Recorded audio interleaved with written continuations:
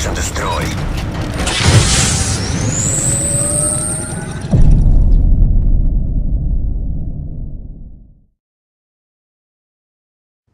Hey, what's going on everybody? This is Deathbringer and I'm back with episode number 23 of the 1000+ show. Today I've got a pretty fantastic game on the map Dorm, and this is going to be a pretty long gameplay, so I would actually appreciate it if you stayed to the end. So, you know, if you've seen by the title, as I said, it's going to be an amazing game with 25 kills, guys. You know, I want to start off by talking about this map, you know, Dorm. It has been kind to me throughout the time I've been playing Search and Destroy on Modern Warfare 3. As you might know, I've had great experience on this map in the past, and to be honest, I haven't really posted the Dorm gameplay in a long time. So when I came up with this great gameplay with one of the most popular weapons of Call of Duty's past, you know, the M4, you know, the M4A1, used to be the M4 carbine in COD 4, and I remember everyone used to absolutely love that gun with the red dot sight on it. And same with Modern Warfare 2, the M4 was an absolute beast of a weapon, and I've got to say it is kind of no different in Modern Warfare 3. It is a really good weapon when you know how to use it, and I kind of lay out the foundations for, you know, you guys on Dorm today. I kind of show you what I do and hopefully show you some little tips and hiding spots on where to go on Dorm. And you know, 25 kills, like I said, this map has been very kind to me through my time on YouTube at the moment. It's kind of crazy to think about 25 kills, like how many things that need to go right for you to get close to, you know, like 30 kills in a Search and Destroy match. When you think about it, there's only 6 aside and there's 7 rounds, so it does have to go on a while. I do actually get a 4-2 win in this gameplay, and it's impossible to kind of get to 25 kills in 4 rounds. So when you think about it, say I picked off 6, 6, and then 6, that's 18 or something like that, right? And then maybe I lose a round, and maybe I lose again, and then I get another 4 or 5, and it all adds up to this 25, and it's like, bloody hell, I did a lot of work to get that far, you know what I mean? And it's just astounding. I can't really get that across more. I'm sure you can tell by the way I'm speaking about this gameplay how happy I am with it. Alright, and so this is the M4A1 assault rifle. I'm using Stalker Pro, Extreme Conditioning Pro, and Assassin Pro. Obvious reasons, I always use these perks. Great for rushing. Stalker Pro protects me from claymores, bouncing betties, IMSs. Extreme Conditioning helps me run further and get to those places before they can attack me. And the Assassin Pro keeps me off portable radars, UAV, and all that sort of stuff. So, you know, it's got its advantages. I'm using the extended magazines and the silencer on this assault rifle, and I have enforced this throughout the series that using extended mags and silencer on any assault rifle is absolutely key to doing pretty well. I think this is the best setup, you know, the 2 attachments proficiency. I think that is the greatest setup you can have. Forget the red dot sights. Honestly, if you're a really good player, or you know, you're a decent player, you're an average player, and you've got decent accuracy, you really do not need red dot sights in this game, I've got to tell you. Some people might pick impact on assault rifles such as the ACR, the AD, or you know, the M16 and stuff like that, even the M4 as we're watching it. But the impact only works through walls. You've got to remember that. Are you going to be shooting that many people through walls? Not that often. So 2 attachments is always better for me.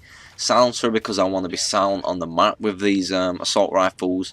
Because when you're using an assault rifle, you're a bit more vulnerable than you would be if you were using a submachine gun, you know, because you're not as quick at turning, you're not as quick at running, you know. And I feel like sometimes when I'm playing with the assault rifles that I need to be a little bit more cautious. You'll see me hiding behind these Humvees or whatever they are, you know, these army truck car things, and the tank next to me calling in airstrikes. You know, you'll see me doing loads of stuff, looking through windows and stuff. you know, just being absolutely cautious and using the medium to long sight ranges with this weapon, which is what it is. You need to be using it at medium to long range. You don't want to try and get yourself in close quarters battles with any assault rifles in Modern Warfare 3, because you are probably going to lose out to someone with a shotgun or a submachine gun. It's quite obvious the reasons behind that. You know, they're just better close range, got faster fire rates, and they're generally sometimes more powerful than the assault rifles, some of the submachine guns. But you know, throughout this gameplay, I did very well to keep my cool, you know, and pull off the 25 kills. You'll see that I kind of changed my tactics throughout this game. I was having trouble killing some campers, you know, on Dorm, and this is a big thing about Dome that a lot of people, you know, find difficult about this map. A lot of people tell me that this isn't their favourite map in Modern Warfare 3, but this is my favourite map in Modern Warfare 3, one of them anyway, and for great reasons. I just think it's a really good map, you know, fast-paced action. And when people come to me and say, well, people camp in buildings and stuff like that, well, don't go to them, you know. Be cautious on your way in, you know. You want to know what you're doing, you want to know where people are going to be in corners. And this is kind of the biggest advice I could give to anyone trying to go out and get gameplays on Dorm, or just have a good time on Dorm in general, because a lot of people find it frustrating when they're getting killed off campers in buildings. But you'll see probably in the last couple of rounds that I really do not rush in like I have been doing in the first rounds, where I died a few times. And I wait for them, I outthink them, and this is kind of what I love about Search and Destroy. It's about getting the right sight lines, it's about thinking about what you're doing, and outsmarting the other players. What are they going to do? You need to know what they're going to be doing, you need to know where they're going to be hiding most likely. Using cover like this behind these windows, they can't see me but I can see them. It's absolutely great stuff that I try and put out, and try and help you guys, and all these kind of tips will help you get towards the 20 kills, which I hope some of you are aspiring to do, while playing Search and Destroy, or even just get up to the 15 kills. I think 15 kills is a really respectable amount of kills to be getting in a Search and Destroy.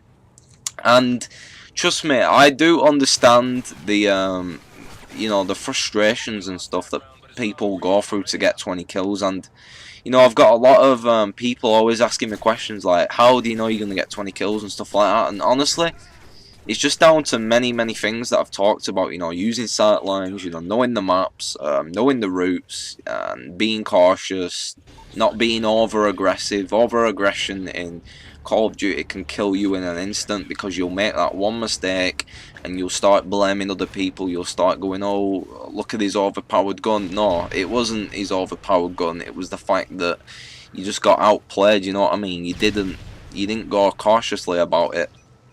And that is kind of the key to rushing, especially with assault rifles.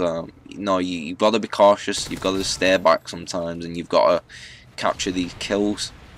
There's a lot more factors in Search and Destroy that I love about it. Just, even myself, why it astounds me so much that 25 kills, like why that is astounding to people, is because it's like, people have the bad days in Search and Destroy as well. I have my bad days. You've got to be on form. You've got to have the accuracy. You've just got to have them instincts, what I keep talking about throughout this commentary, to do this well. And I think this was a really great gameplay using the M4.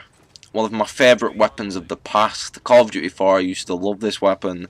I used to use the M4 carbine with a red dot sight, and it's just a really good feeling to get a gameplay with this weapon.